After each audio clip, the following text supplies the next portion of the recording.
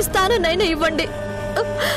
తనని చూసుకుంటూ బ్రతికేస్తాను. ఈ ఇంటి పని మనిషిగా కాదు, నీకు ఈ ఇంటి కోడలి స్థానం ఇస్తాను. చూసావా ఎలా ప్లాన్ చేశాను? ఇక నీకు ఆ ఇంట్లో స్థానం లేదు. హాయిగా ఈ ఇంట్లో ఈ భర్తతో జీవితాన్ని ఇలా గడిపేయాల్సిందే. అలా ఉన్నారేంటి మావయ్య గారు? ఏంటోనమ్మా, ఏదో జరుగుతుంది అనుకుంటే ఇంకేదో జరుగుతుంది. ఏమైంది నాన్న? ఏం లేదురా, సంజయ్తో పెళ్లికి అన్ని ఏర్పాట్లు చేసి చివరికి తనని పెళ్లి కూతురిని చేసిన తర్వాత ఇప్పుడు శ్యామే నా భర్త అంటూ వాడింట్లో చేరింది.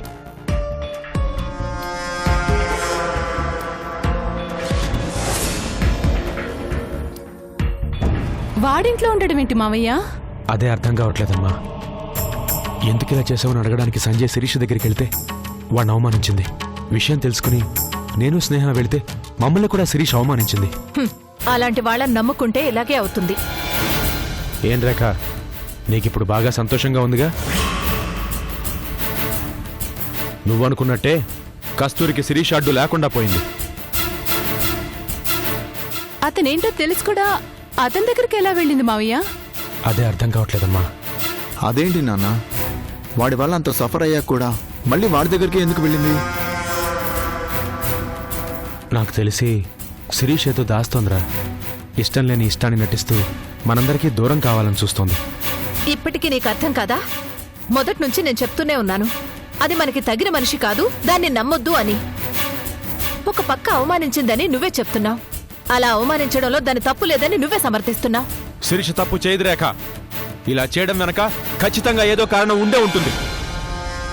నీకు మొదటి నుంచి అది ఒక మనిషి ప్రాణం తీసినా దాంట్లో నీకు మంచే కనిపిస్తుంది. అవకాశం దొరికింది కదా అని మాట్లాడద్దు రేఖ. నువ్వు మొదటి నుంచి శిరీషకి దూరంగానే ఉన్నావు. శిరీష్ దగ్గరగా చూసింది నేను, మాట్లాడింది నేను. నీకన్నా శిరీష్ గురించి నాకే బాగా తెలుసు. నువ్వు మారవు. నేను కాదు, శిరీష్ గురించి తెలుసుకుని నువ్వే మారే రోజు త్వరలో వస్తుంది. శిరీష్ గురించి ఎప్పుడూ మీరిద్దరు గొడవ పడతారేంటత్తయ్యా? నాకిష్టం లేని మనిషి గురించి తన ఇష్టంగా మాట్లాడుతుంటే నాకెలా ఉంటుంది? నీకిష్టం లేకపోవడానికి ఒకటే కారణం రేఖ, కానీ నేను ఇష్టపడడానికి 100 కారణాలున్నాయి. ఏంటా కారణాలు? నా కూతుర్ని చంపడమా? సంధ్య ప్రాణాలు తీసి మాట ఇచ్చానంటూ మన చుట్టూ తిరగడమా? నా మనవరాల్ని తల్లి లేని పిల్లని చేసి తల్లి కావాలని తపన పడ్డమా? చేసిన తప్పునే నువ్వు చూస్తున్నావు, కానీ ఆ తప్పుకి తన పడ్డ పశ్చాత్తాపాన్ని నేను చూస్తున్నాను. దాని పశ్చాత్తాపం నా కూతురు ప్రాణాలను తీసుకురాదు. అవసరాన్ని బట్టి అవకాశాన్ని బట్టి అది నటిస్తుంది. అందుకే ముందు సంజయ్తో పెళ్లి అంది, ఇప్పుడు వాడెవన్నో మొగుడు అంటుంది. అలా అని తనేం అనడం లేదు. శిరీష్ వెనకాల ఉన్న పరిస్థితులే అలా తనతో అనిపిస్తున్నాయి. ఏంటి రఘు, దాని మీద నీకంత నమ్మకం?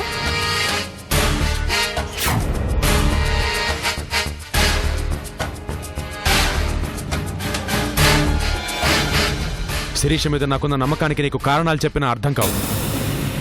అర్థమయ్యే రోజు త్వరలో వస్తుంది. అప్పటిదాకా శిరీష్ గురించి నీతో మాట్లాడడం అనవసరం.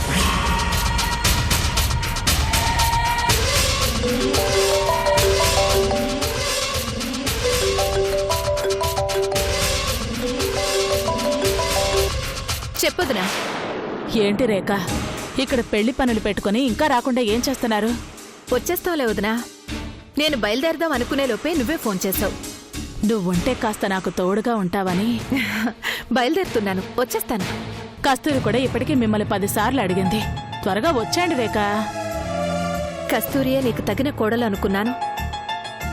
మధ్యలో వచ్చిన వాళ్ళు మధ్యలోనే పోయి చివరికి ఎవరితో పెళ్లి జరగాలో వాళ్లతోనే పెళ్లి జరగబోతోంది.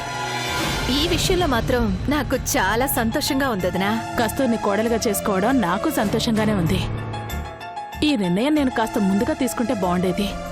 పోన్లే వదినా, ఇప్పటికైనా ఏది మంచో ఏది చెడో అర్థమైంది కదా. అర్థమైంది కాబట్టే ఇంకా ఆలోచించదలుచుకోలేదు. ఈ ముహూర్తానికి సంజయ్ కస్తూరిల పెళ్లి కొంతమంది కళ్ళు తెరుచుకునే స్థాయిలో జరగాలి. అలాగే జరిపిద్దాం. నేను 10 నిమిషాలు అక్కడుంటా. అలాగే.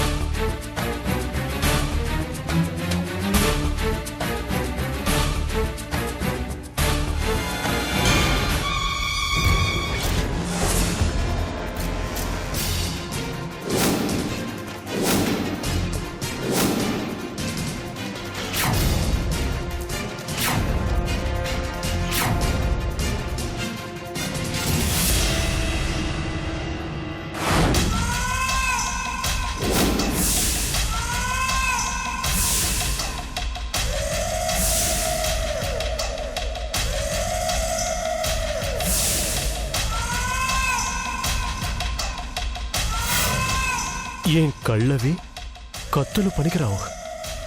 ఒక్క చూపు విసిరితే చాలు, కత్తుల్లా కసుక్కున గుచ్చుకుంటాయి. ఏం పెదాలవి, యాపిల్ ముక్కలు కట్ చేసి అతికించినట్లు కస్సమని కొరికేయాలనిపిస్తుంది.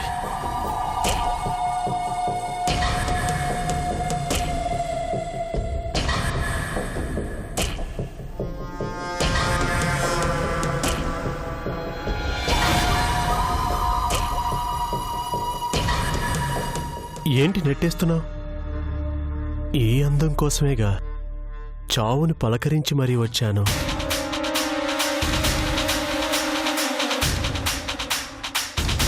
ఆ రోజంటే నీ ఇష్టం, ఈ రోజు నా ఇష్టమేగా నీ ఇష్టం.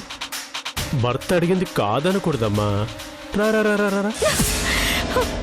మీరు చెప్పినట్లు చేస్తారన్నారు కానీ ఇలాంటి పనులకు ఒప్పుకుంటారనలేదు. టిఫిన్ పెట్టాక చట్నీ సాంబార్ కూడా పెట్టాలి. ఇది అంతే. దానికి ఒప్పుకుంటే దీనికి ఒప్పుకున్నట్లే. ప్లీజ్, ఒప్పుకున్నాను కదా అని నీ ఇష్టానికి ప్రవర్తించొద్దు. భార్యగా నటించడానికి ఒప్పుకున్నప్పుడు అన్నిటికీ ఒప్పుకోవాలి. పడక గదిలో ఇలా పరాయివాణ్ణి చేస్తే ఎలా? భర్తగా నీ మీద నా హక్కు ఇప్పటికీ నాకుంది. Come on darling. ప్లీజ్, నన్ను ఇబ్బంది పెట్టుకు. ఇచ్చిన మాట ప్రకారం నీ భార్యగానే నటిస్తున్నాను. నన్ను అభిమానించే వాళ్ళకి దూరం అయ్యాను. అంతకన్నా దిగజారమంటే నా వల్ల కాదు. కాదని బలవంతం చేస్తే చావడం తప్ప నాకు మరో దారి లేదు. నువ్వు చచ్చిపోతే ఎలా? ఇంత అందాన్ని మట్టిపాళ్ళు చేయటానికా ఇన్ని రోజులు నేను నీకోసం కష్టపడింది? ఉప్పు కారం తిన్న శరీరం కదా, అప్పుడప్పుడు అలా తోడు కోసం తొందర పెట్టుద్ది. Okay, control control. చూడు, నిన్నేను ఇబ్బంది పెట్టను, అలా అని వదిలిపెట్టను. ఇష్టపడిన ఆడది ఇష్టంగా దగ్గరకొస్తే ఆ సంతోషమే వేరు. కళ్ళ ముందే ఉంటావుగా, నువ్వు ఉప్పు కారం తింటుంటావుగా.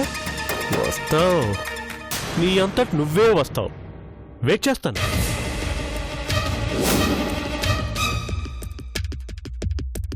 అవును, ఇంత అందంగా రెడీ అయి వెళ్తున్నావు.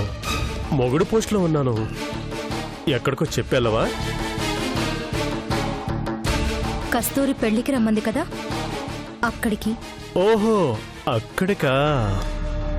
ఇద్దరికి అగ్రిమెంట్ చేసావు కాబట్టి అక్కడికి వెళ్ళాలి, అలాగే పిలవగానే ఇక్కడికి రావాలి. వస్తావుగా? వస్తాను. గుడ్. నీ అందానికి నాలా మరొకడు ఆశ పడకుండా పద్ధతిగా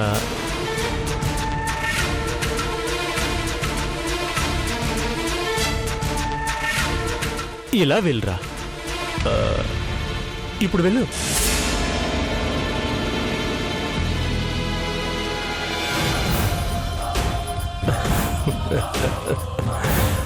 నా గ్రౌండ్లో బంతేగా, ఎప్పుడైనా ఆడుకోవచ్చు.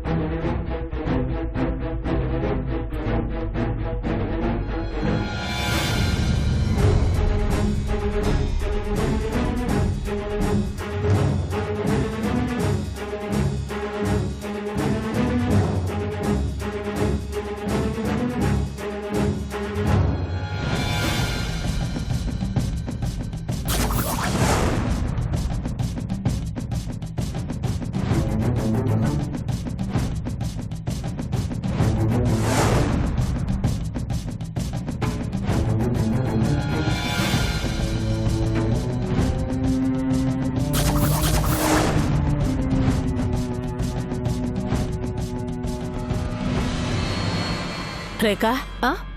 నేను అక్కడ పసుపు దంచే కార్యక్రమం ఏర్పాట్లు అవన్నీ చూసొస్తాను. సరే.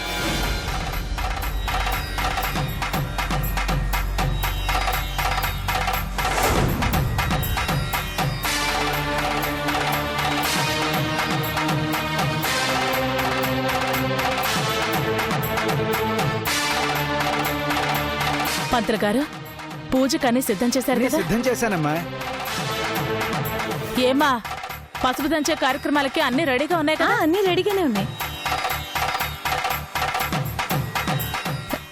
ఏంటదినా ఇప్పుడా వచ్చేది? కాస్త లేట్ అయింది. సరే సరే, పద పద. ఏమా, ఈ పసుపు కొమ్ములు సరిపోతాయా ఇంకా కావాలా? సరిపోతాయండి.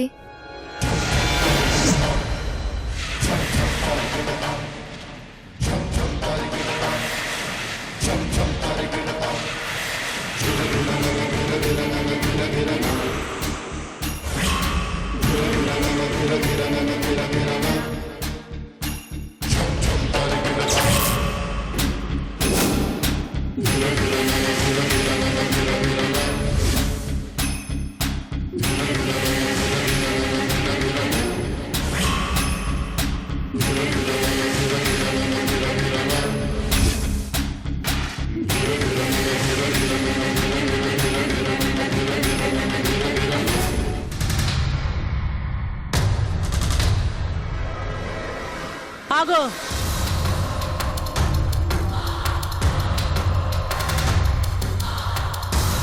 ఏ మొహం పెట్టుకుని ఇక్కడికి వచ్చా? నువ్వు తప్ప మాకెవరు గతిలేదన్నావుగా. ఇప్పుడు ఇక్కడ జరుగుతుంది నా కొడుకు పెళ్లి, అది కస్తూరితోనే జరుగుతోంది. అన్ని మాటలు మాట్లాడిద్దానివి ఏ మొహం పెట్టుకుని వచ్చావే? ఏం చేద్దావు? నా ఇంటికి వచ్చావు, పో బయటికి.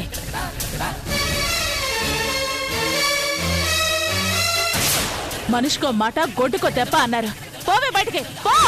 అత్తయ్య, అరే పాపం, ఇంత దూరం వచ్చిన మనిషిని అలా అంటే ఎలా అత్తయ్య? రానివ్వండి. అది ఎన్నెన్ని మాటలందో నీకు తెలీదు. మాకు గతి లేదంట, అందుకే చీ అన్నా చా అన్నా దీని చుట్టూ తిరుగుతున్నావట.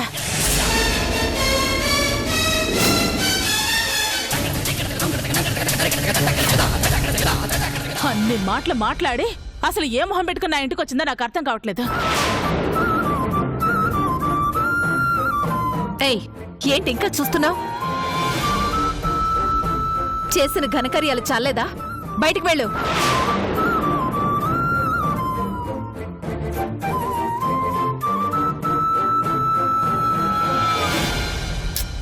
మీరు ఉండండి పిన్ని, తను నీ పెళ్లికి రమ్మందే నేను. నువ్వా? అసలు నువ్వెందుకు పిలిచావు దీన్ని? నా అత్తని భర్తని అంటే నన్ను అన్నంత కాదా, అందుకే తన్ని పిలిచాను. మా పెళ్లి జరుగుతుంటే తను చూడాలి. ఈ పెళ్లి పనుల్లో పనిచేస్తూ తను పోగొట్టుకుందేంటో తనకు అర్థం కావాలి. ఏం అవసరం లేదు. ఉన్న దగ్గర నుంచి పెళ్లి చెడగొట్టడానికి ఏదో ఒకటి చేస్తుంది. పెళ్లి పనివ్వు. లేదు రేఖ, కస్తూరి చెప్పిందే కరెక్ట్. నా బిడ్డకు గతి లేదు అన్నదాని కళ్ళ ముందే ఈ పెళ్లి జరగాలి. అదే దగ్గరుండి ఈ పెళ్లి పనులు చేయాలి.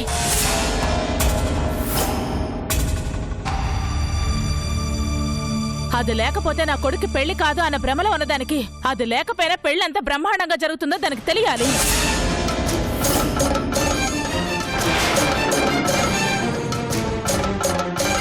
దీన్ని పిలిచి మంచి పని చేశా. పిలవగానే వచ్చిందిగా, దగ్గరే ఉంచుకొని పెళ్లి పనులు చేయించుకో.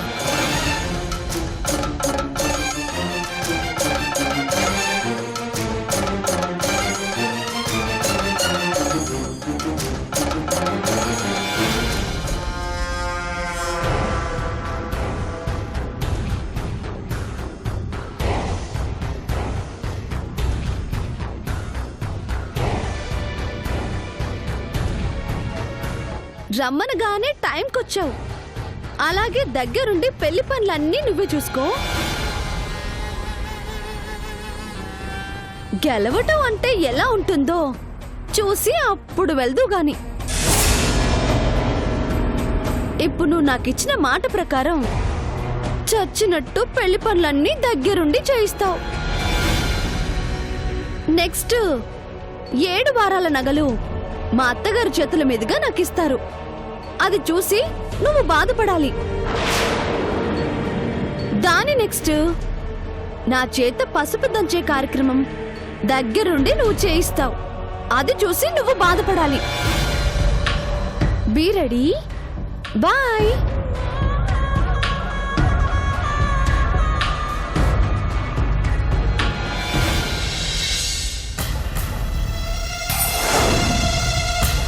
కస్తూరి రమ్మంటే మాత్రం నువ్వెందుకమ్మా వచ్చావు?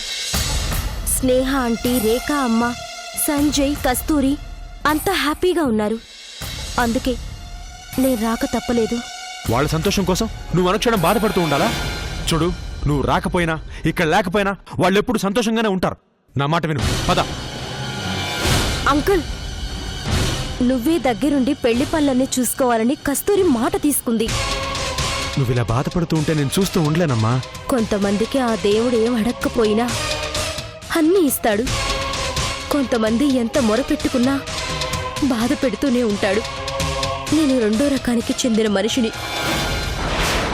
కొన్ని జీవితాలంతే, వాళ్ళు జీవితాంతం బాధపడుతూనే ఉండాలి. అంటే ఎవరో సంతోషం కోసం నువ్వు బాధపడుతూ ఉంటావా? ఒకప్పుడు బాధ అనిపించేది, ఇప్పుడంతా అలవాటైపోయింది. మనసులో బాధ లేకపోతే నాకేదో వెల్తిగా అనిపిస్తుంది. అందుకేనేమో భగవంతుడు నేను గౌరీకి తల్లిగా జీవితాంతం ఉంటాను, గౌరీయే నా జీవితమని సంధ్యకిచ్చిన మాటను తీర్చకుండానే నాకు జీవితాంతం బాధను మిగిల్చాడు. శిరీష, నన్ను కన్విన్స్ చేయడానికి ట్రై చేయకు.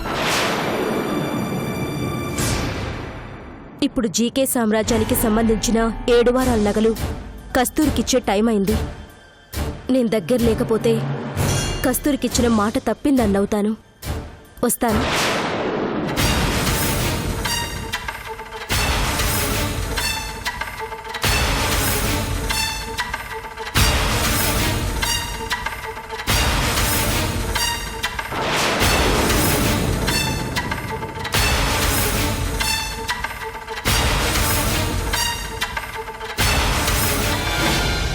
కస్తూరి, ఇవి మా అత్తయ్య గారు నేను ఇంటి కోడలుగా వచ్చినప్పుడు నాకు పెట్టిన నగలు. ఇప్పుడు నా కోడలుగా వస్తున్న నీకు ఇస్తున్న నగలు. తీసుకోమ్మా. నా కోసం తెచ్చిన నగలు శిరీష చేతులతో అలంకరిస్తేనే బాగుంటుంది కదత్తయ్య.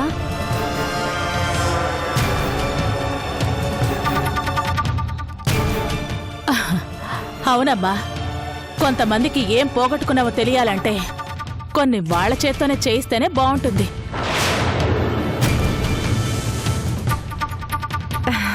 నేను అలంకరిస్తానులే వదినా. నీకెందుకమ్మా శ్రమ? ఉన్నారుగా, వాళ్ల చేత్తో చేయిస్తేనే బాగుంటుంది. తను అలంకరిస్తుందిలే పిన్ని. దగ్గరుండి తన స్థానంలో కూర్చున్న మరొకరికి అలంకరించే అవకాశం ఎంతమందికి వస్తుంది చెప్పు? తీసుకోమ్మా. రా శిరీష.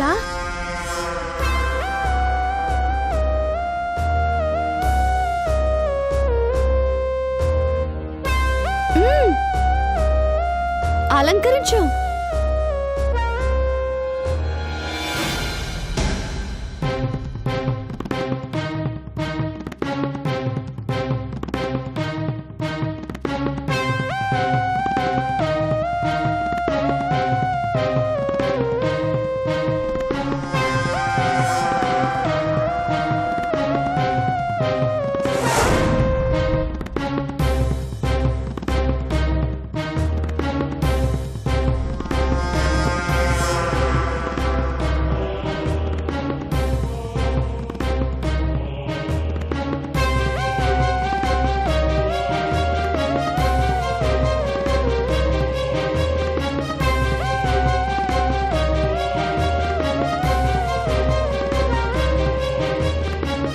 పిన్ని, చాలా మంది ఛాలెంజ్ కి అర్థం తెలియక ఛాలెంజ్లు చేస్తుంటారు. గెలవటం అంటే కేవలం ఓడించటం కాదు, అవతలి వాళ్ళని ఆడించటం అని పాపం తెలీదు. తెలియని వాళ్ళు ఇప్పుడు తెలుసుకుంటారులేమ్మా.